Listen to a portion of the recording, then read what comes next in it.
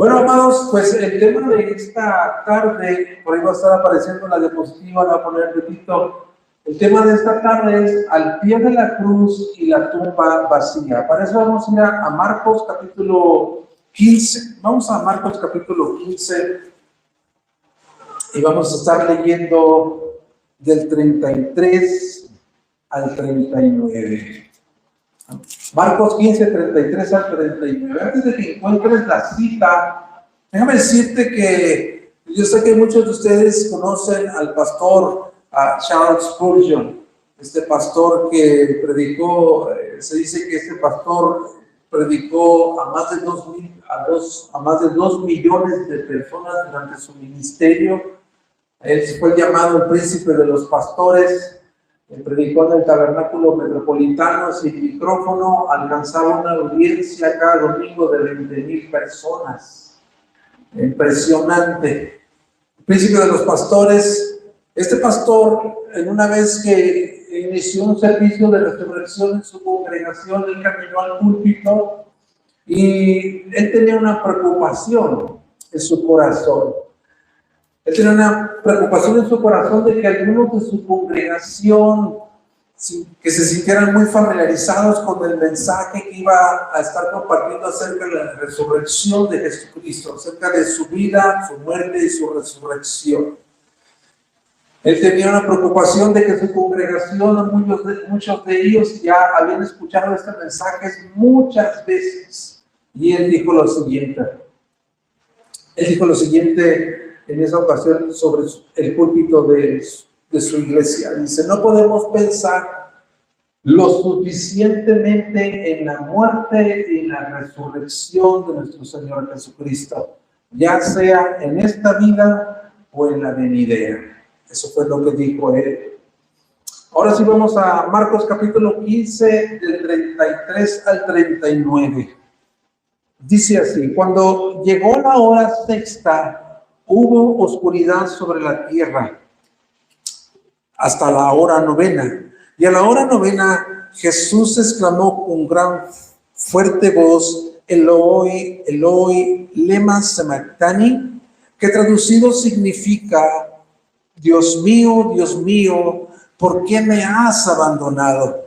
Algunos de los que estaban allí al oírlo decían, miren, está llamando a Elías. Entonces uno corrió y empapó una esponja en vinagre y poniéndole en una caña, dio a Jesús a beber diciendo, dejen, veamos si Elías lo viene a bajar.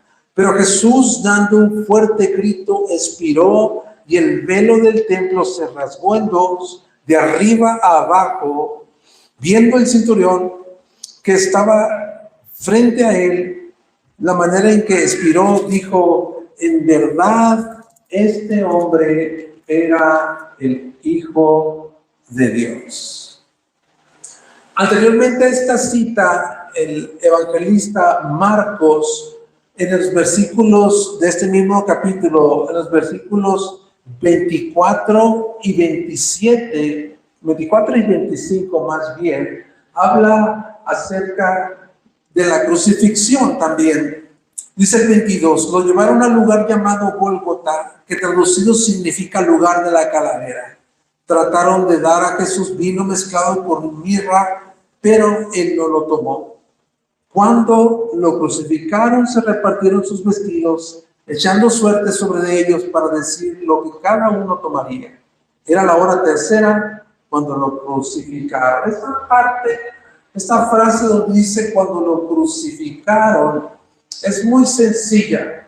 Yo creo que cuando tú estás leyendo el Evangelio de Marcos y te encuentras esta frase en dos ocasiones en este texto, de alguna manera tú te puedes preguntarte por qué no hay más detalles acerca de la crucifixión de Jesucristo. ¿Por qué Marcos lo está poniendo de una manera tan sencilla y solamente dice cuando lo crucificaron? No hay detalles. Déjame decirte que una de las razones por las cuales Marcos lo escribió de esta manera es que los receptores del Evangelio de Marcos, ellos ya estaban familiarizados con los procesos crueles de muerte por crucifixión practicados por los romanos. Y la brevedad que usa Marcos en su narración, la brevedad de poner solamente en una frase que dice cuando lo crucificaron, no es con el propósito de minimizar su sufrimiento físico de Cristo. Más bien, el evangelista Marcos, él quiere que nuestro entendimiento de la crucifixión sea objetivo y teológico. Ahorita vamos a expandir esto, de que Marcos quiere que nuestro entendimiento de la crucifixión de Cristo sea objetivo y teológico. Voy a compartir solamente tres cosas que salen de Marcos 15, 33 al 39. Mi primer punto sería, al pie de la cruz vemos a Jesús desamparado por Dios. El segundo punto sería, al pie de la cruz vemos a Jesús pagando la deuda que teníamos con Dios. Y punto 3 sería, la tumba vacía es la evidencia que Dios resucitó a Jesús por nuestra justificación. Estas tres cosas estamos compartiendo y después de esto pues nos quedamos al convivio que tenemos después de la Santa Cena. Empezamos entonces con el primer punto que está en Marcos 15, 33 y 34. Al pie de la cruz vemos a Jesús desamparado por Dios. Cuando llegó la hora sexta, hubo oscuridad sobre la tierra hasta la hora novena. Y a la hora novena Jesús exclamó con fuerte voz, Elohí, Elohí, lema sabactani, que traducido significa, Dios mío, ¿por qué me has desamparado? Yo sé que la mayoría de los que estamos aquí estamos familiarizados con la escena. Estamos familiarizados con la crucifixión de Jesucristo y sabemos lo que está ocurriendo allí. Durante 3 horas Jesucristo ha sido clavado en una cruz de madera con clavos que atravesaron sus manos, que atravesaron su carne. Él estaba durante 3 días en una lucha, en agonía, sin poder respirar. Sabemos que este método de la crucifixión, muchos de ellos morían por asfixia. Jesucristo tenía que estar continuamente apoyándose sobre sus pies para poder tomar un bocado de aire y poder estar vivo en esa cruz. Durante 3 horas él había estado siendo exhibido, ridicularizado por las personas que estaban viendo de una manera pública. Y Marcos narra que al mediodía hubo un evento inesperado. Tinieblas cubrieron la tierra. Es lo que Marcos describe en su evangelio en la crucifixión. Las tinieblas cubren la tierra por las siguientes 3 horas. ¿Qué está pasando allí? ¿Qué está pasando en el lugar de su crucifixión? Como si fuese un eclipse donde las tinieblas cubren completamente la tierra. Bueno, este evento atmosférico es una evidencia cósmica de lo que está sucediendo en el mundo espiritual. Esta oscuridad por 3 horas es una evidencia cósmica de lo que está sucediendo en el mundo espiritual. ¿Qué está sucediendo en el mundo espiritual? Dios está dejando caer la furia santa de Dios por el pecado sobre Jesucristo. Y está Jesucristo en la cruz del Calvario cargando todos los pecados de sus escogidos, de su pueblo. Y yo creo que hay una manera mucho más clara para entender la crucifixión. Digo que para entender la crucifixión todos nosotros necesitamos hacer la visita a un jardín. Y este jardín es el jardín del Getsemaní. Porque el jardín del Getsemaní interpreta la crucifixión. Marcos 14, 32, en ese mismo evangelio, Marcos 14, 32 al 36, dice, llegaron a un lugar que se llama Getsemaní. Jesús dijo a sus discípulos, siéntense aquí hasta que yo haya orado. tomó él a Pedro, a Jacobo, a Juan y comenzó a afligirse y a angustiarse mucho. Mi alma está afligida hasta el punto de la muerte. Les dijo, quédense aquí y velen. Jesús, antes de su arresto, fue a ese jardín para tener comunión con el Padre. Entra en Getsemaní y está orando. Ahí en ese jardín de Getsemaní, cuando él está orando, él está aproximadamente entre 15 a 18 horas de ser crucificado. Es inminente la crucifixión de Jesucristo, está como 15 a 18 horas antes de ser crucificado. Y ahí en el Getsemaní, cuando entra en esa escena, Jesucristo le dice a sus discípulos que siente una angustia en su alma, que su alma está afligida a punto de la muerte. Él está sumamente en una profunda angustia cuando entra en el jardín del Edén. El pasaje paralelo en Lucas 22:42 leemos que Jesús está orando también en gran agonía y que su sudor se convierte en gotas de sangre y caen al suelo.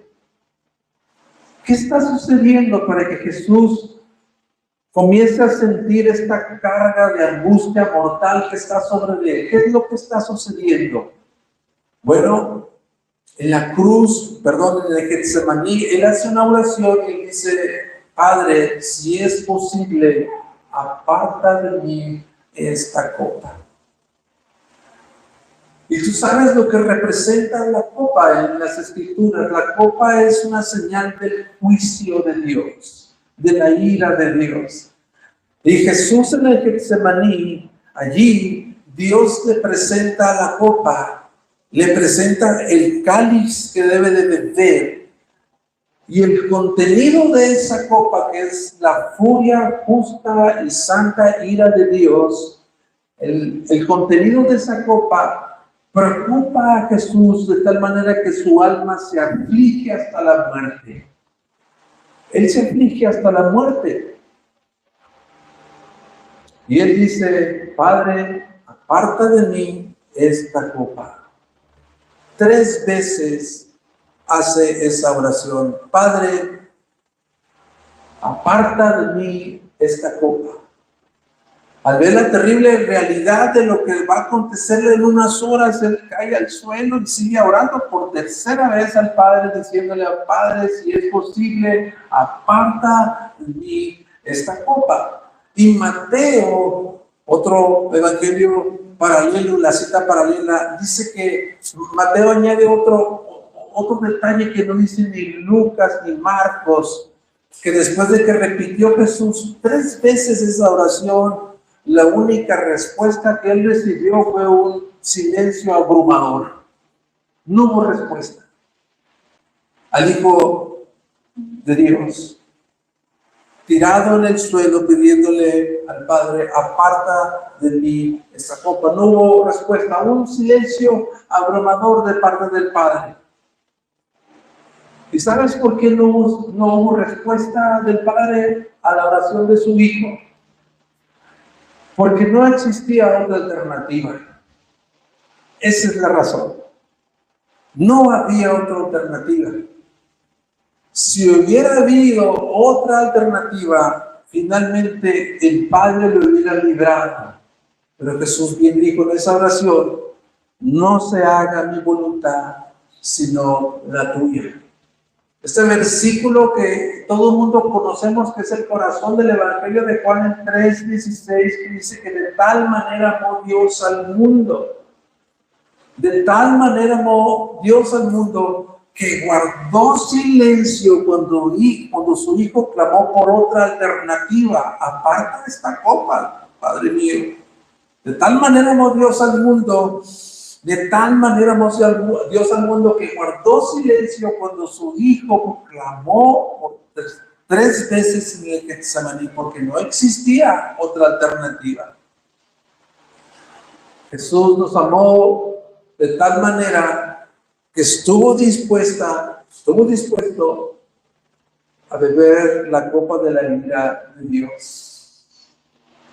Y es interesante una vez que tú observas la narración del Evangelio en Marcos, donde dice que estuvo por 3 horas en medio de ese sufrimiento.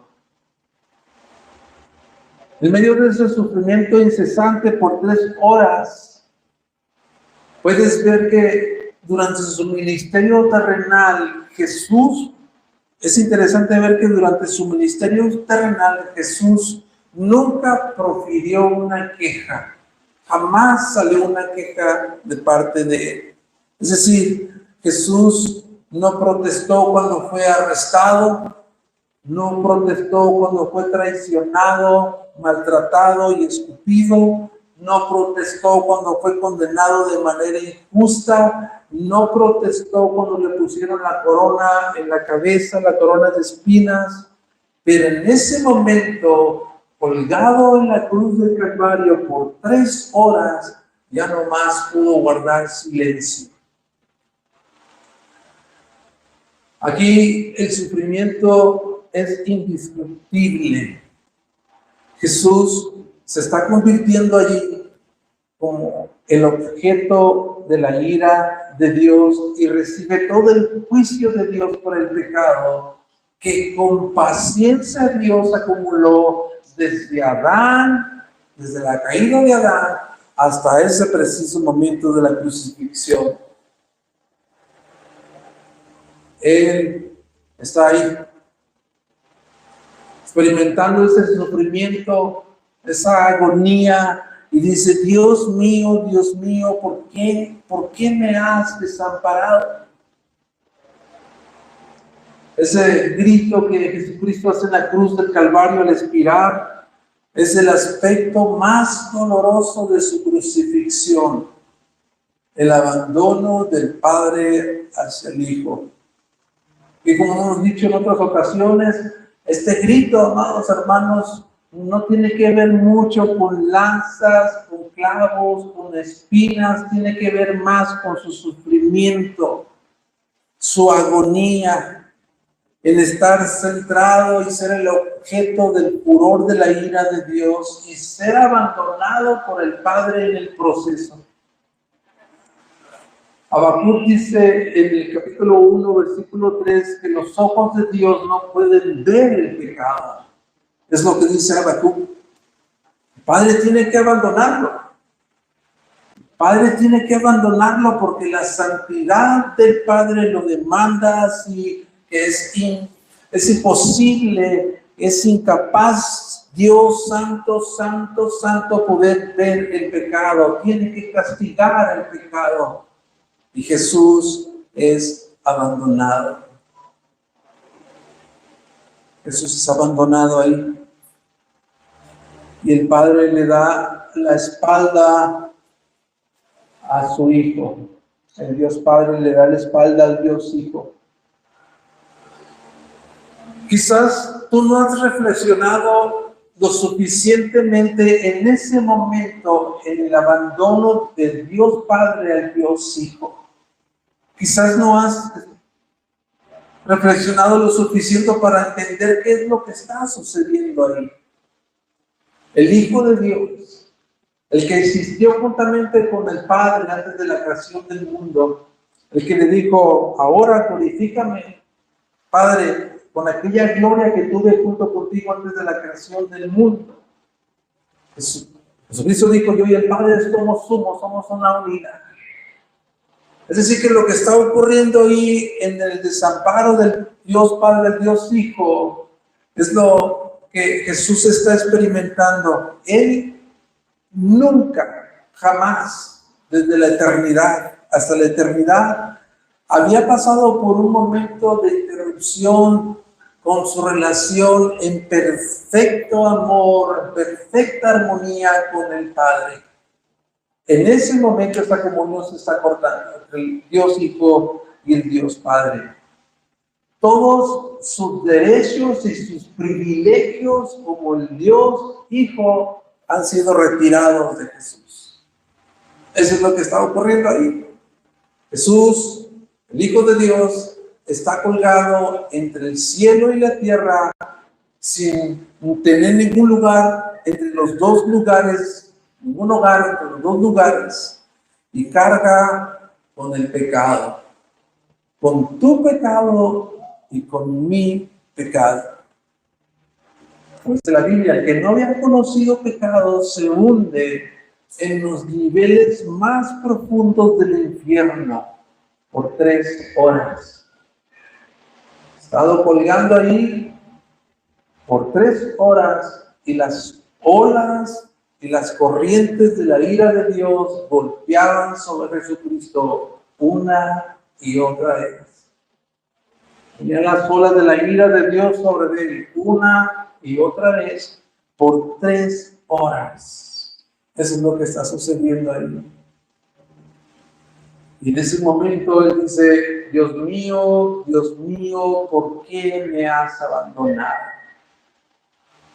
Checa lo que el pensamiento de Archie Sproul acerca de este grito. Por ahí va a aparecer la diapositiva. Archie Sproul dice lo siguiente: este grito representa la protesta más agonizante jamás dicha en este planeta. Sale en el momento de un sufrimiento sin igual. Su grito es el grito de los maldecidos, el grito de aquel que fue condenado en nuestro lugar. Ser abandonado por el Padre fue el aspecto más agonizante de su crucifixión. Es decir, que Jesús, como el Hijo de Dios encarnado, que tenía una naturaleza como nosotros, pero sin pecado, que nunca pecó, Él experimentó, amados hermanos, la ira de Dios que nosotros necesitábamos o merecíamos morir. ¿Con qué propósito? Para experimentar la gracia que tú y yo tampoco merecemos.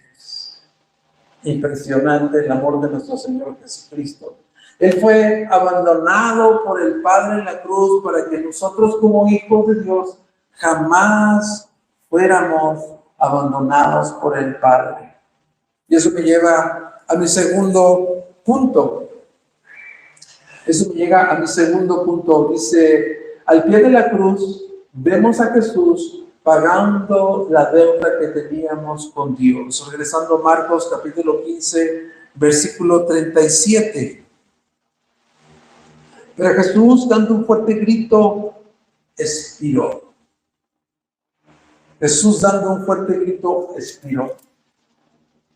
Juan, el pasaje paralelo 19:30, da un poquito más de detalle y dice lo siguiente, 19:30. Entonces Jesús, cuando hubo tomado el vinagre, dijo: consumado es, e inclinando la cabeza se entregó el Espíritu. Gracias, Señor. Jesús, colgado de esa cruz por 3 horas, Él hace esta declaración: consumado es. Yo sé que algunos de ustedes saben el significado de esta palabra. Es la palabra tetelestai. La palabra tetelestai que se usaba en la antigüedad. Y déjame darte ciertos ejemplos del uso de esta palabra para que puedas tener un entendimiento más claro y más amplio acerca de lo que Jesús proclamó con esta frase: consumado es. La palabra tetelestai. Cuando los esclavos se les ordenaba hacer un trabajo, una vez que completaban su trabajo, se dirigían a sus amos y les decían: tetelestai, amo. Y su amo iba, miraba lo que había encargado a su esclavo y lo observaba detenidamente, que todo estuviese como él lo había encargado. Y si había estado como él lo encargó, el amo le decía a su esclavo: tetelestai, consumado es. Los sacerdotes, cuando recibían por medio del pueblo de Israel los corderos para ser presentados para el sacrificio, tomaban al cordero, lo revisaba y lo checaba, todas sus partes, y cuando ya lo había revisado no tenía ningún defecto, el sacerdote decía, tetelestai, consumado es un cordero perfecto, sin mancha, como Jesucristo, no tiene defecto. Los comerciantes, cuando había una deuda que no había sido saldada y alguien pagaba la deuda, entregaban un certificado sellado de que esa deuda había sido saldada y pagada, y ese certificado sellado allí, las palabras tetelestai, consumado es, la deuda está pagada por completo. Eso es lo que Jesucristo está proclamando en la cruz del Calvario, después de 3 horas absorbiendo la ira de Dios por los pecados de sus escogidos. Jesús, el Hijo de Dios, viendo que ha terminado la obra que el Padre le encargó que hiciese, que le encomendó que terminara y hiciese, el grita tetelestai. Todo se ha cumplido, todo está completo, la deuda ha sido cancelada. Dios está cumpliendo su promesa cuando anuncia el Evangelio por primera vez en el libro de Génesis, en el 3:15, el protoevangelio, donde Dios habla acerca que vendrá un tiempo en que la simiente de la mujer pisaría el calcañar de Jesucristo, su talón, pero Jesucristo le iba a pisar la cabeza, dándole un golpe mortal para derrotarlo para siempre. Eso es lo que está ocurriendo en la cruz del Calvario. Lo que Dios anunció, la simiente de esa mujer, que era Jesucristo mismo, es lo que está ocurriendo en la cruz del Calvario. Ahí Jesucristo está dando un golpe mortal a la cabeza de Satanás, y las fuerzas de las tinieblas fueron derrotadas y fueron desarmadas. Es lo que dice Colosenses. Es uno de los pasajes más impresionantes acerca de lo que ocurrió en la cruz del Calvario. Chécate cómo dice Colosenses 2:13 al 15. Y cuando ustedes estaban muertos en sus delitos y la circuncisión de su carne, Dios les dio vida juntamente con Cristo, habiéndoles perdonado todos los delitos, habiendo cancelado el documento de deuda que consistía en decretos contra nosotros, que nos era adverso, y lo ha quitado en medio, clavándole en la cruz, y habiendo despojado los poderes y autoridades, hizo de ellos un espectáculo público, triunfando sobre de ellos por medio de él. ¿Te das cuenta? Jesucristo no solamente está derrotando al mal, a los poderes del mal, al enemigo, a la simiente de la serpiente, dándole un golpe mortal, sino que también está de alguna manera satisfaciendo todas las exigencias de la ley de Dios. Todas las profecías que se hablan acerca de Jesucristo en el Antiguo Testamento, ahí están siendo consumadas en la cruz del Calvario. Todo ha sido cumplido, ya no hay más. Tetelestai. Ese es el grito, amados hermanos, más maravilloso de la Biblia para nosotros los pecadores. Ese es el grito más extraordinario que nuestros oídos puedan escuchar. El que la justa ira de Dios por nuestros pecados ha sido apaciguada por Jesucristo, por medio de su muerte en la cruz. No hay mejores noticias que nosotros podamos escuchar. Y no lo que podemos una y otra vez que se acercan estas fechas, volver a recordar una y otra vez en la persona y la obra de Jesucristo en el Calvario. Eso me lleva a mi tercero y último punto. La tumba vacía es evidencia que Dios resucitó a Jesús para nuestra justificación.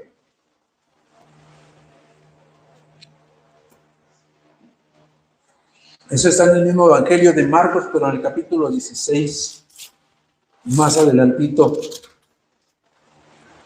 Dice, pasado el día de reposo, María Magdalena, María la madre de Jacobo y Salomé compraron especias aromáticas para ir a ungir el cuerpo de Jesús muy de mañana, el primer día de la semana. Llegaron al sepulcro cuando el sol ya estaba salido y decían unas a otras, ¿quién nos removerá la piedra de la entrada del sepulcro? Cuando levantaron los ojos y vieron que la piedra, aunque era sumamente grande, había sido removida. Entrando en el sepulcro vieron a un joven sentado al lado derecho, vestido con ropaje blanco, y ellas se asustaron. Pero él les dijo, no se asusten ustedes, porque a Jesús el Nazareno, no se asusten, ustedes buscan, a Jesús el Nazareno, el que fue crucificado, ha resucitado, no está aquí, miren el lugar donde le pusieron. La tumba vacía entonces, amados hermanos, es la evidencia más contundente que Dios resucitó a Jesús para nuestra justificación. Es lo que dice Pablo a los Corintios en el capítulo 15. Es lo que Pablo les dice a esta iglesia en Corinto, capítulo 15, en el versículo 1 al 3 dice, ahora les hago saber, hermanos, el evangelio que les prediqué, el cual también ustedes recibieron, en el cual están firmes, por el cual también son salvos, si retienen la palabra que les prediqué, a no ser que se hayan creído en vano. Porque yo les entregué en primer lugar lo que recibí, que Cristo murió por nuestros pecados conforme a las Escrituras, fue sepultado y resucitó al tercer día conforme a las Escrituras. Y si estás muy familiarizado con este capítulo, Pablo habla acerca de que sin la resurrección de Jesucristo estamos todavía en nuestros delitos y en nuestros pecados. Sin la resurrección de Jesucristo no hay evangelio, no hay cristianismo, no hay perdón de pecados. Es vana nuestra fe y nuestra predicación, pero sí hay una resurrección de Jesucristo de los muertos. Chécate cómo dice Charles Hope, es un teólogo, por ahí para hacer la diapositiva. Él dice acerca de si no hubo una resurrección, fíjate lo que él afirma, con un Salvador muerto, un Salvador sobre quien la muerte hubiera triunfado y le hubiese mantenido cautivo en el sepulcro, nuestra justificación jamás hubiera sido posible. Es lo que dicen unos teólogos más afirmados. Romanos 4:23, 24 habla acerca de nuestra justificación. Dice, y no solo por Él, Jesucristo, no solamente por Él fue escrito que le fue contada,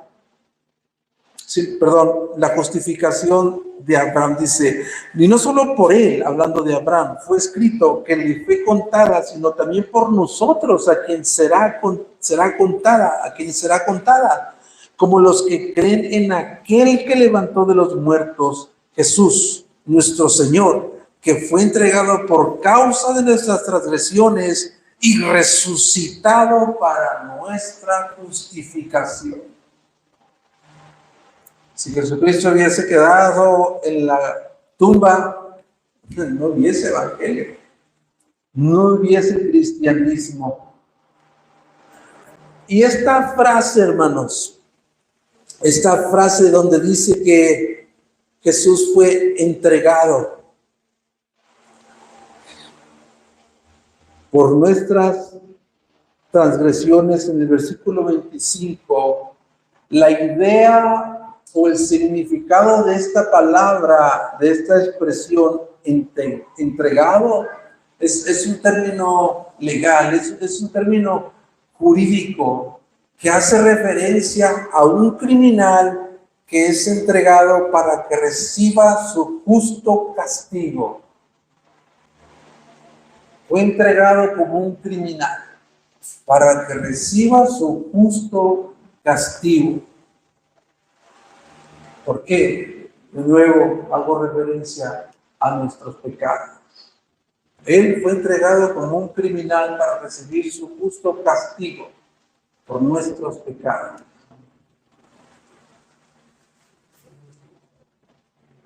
Piensa en el pecado más horrible que hayas cometido durante toda tu vida hasta hoy. Piensa en ese pecado más horrible que hayas hecho. A ese pecado, súmale todos los pecados que has hecho y súmale todos los pecados que te restan por cometer y súmale a eso otro plus, es los pecados de todos aquellos a quien Jesucristo vino a salvar. Y ve la escena en ese tribunal de Dios, cómo Él está siendo entregado como un criminal para recibir el justo castigo de todos esos pecados. Jesús, estando ahí en el tribunal de Dios, le dice al Padre, Jesús le dice al juez del universo, a su Padre, Él le dice, castígame a mí. Castígame a mí por los pecados de Daniel. Castígame a mí por los pecados de Josué. Castígame a mí por los pecados de Iraís, de Tende, por los pecados de Eduardo. Ponlos sobre mí. Castígame a mí. Hijo. Los sentenciados a muerte éramos nosotros. La deuda que Él clavó en la cruz del Calvario era un documento en el que nosotros estamos sentenciados a muerte por el Evangelio. Y Jesucristo dijo, castígame a mí. Él cumple la sentencia de muerte que nosotros merecíamos y Dios no lo dejó allí. Dios lo resucitó para proveer nuestra justificación. Aleluya por eso. Porque Dios Padre lo resucitó para nuestra justificación. Y esa es la evidencia de la tumba vacía. Terminando ya. Ya sabes que vamos a tomar la Santa Cena en un momento. Jesús, Él fue entregado en esa cruz como si Él hubiese vivido tu vida de pecado. Jesús fue entregado en esa cruz como si Él hubiese vivido tu vida y mi vida de pecado. Para que ahora, amados hermanos, esto es sorprendente, para que ahora tú como un hijo de Dios puedas ser tratado como si hubieras vivido la vida perfecta de obediencia de Cristo. ¿No es eso sorprendente? Él fue tratado como si hubiera vivido mi vida de pecado con el propósito de que ahora como hijo de Dios, ahora yo pueda ser tratado como si hubiera vivido la vida de Cristo en perfecta obediencia desde su nacimiento hasta su sepultura. Es impresionante lo que Dios ha hecho por nosotros en Jesucristo. Déjame decirte que Jesucristo no murió como un mártir, como los católicos pretenden poner a Jesús en una cruz sufriente colgado ahí. Jesucristo no murió como un mártir, Él murió como un salvador, como un poderoso salvador. El Hijo de Dios encarnado decidió entregarse voluntariamente por nuestras transgresiones.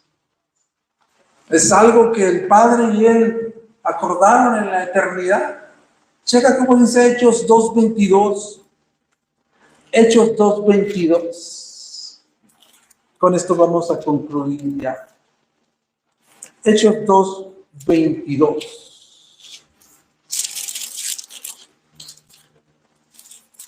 Dice,